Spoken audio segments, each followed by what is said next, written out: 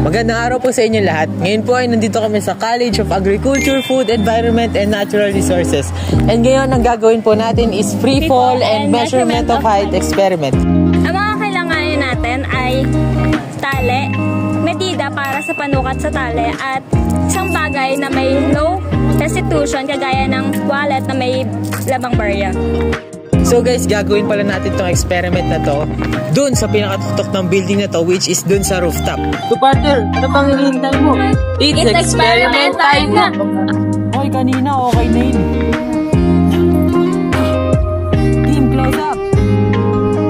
Ilang?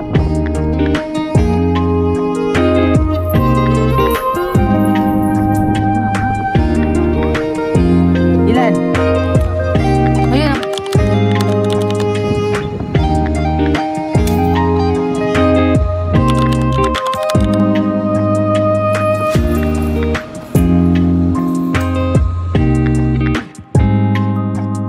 Now na na-perform na natin yung free fall experiment, gagamitin natin yung mga data na nakuha natin to compute the height ng building. So, nakuha natin data dun sa length of string is 1,061 cm.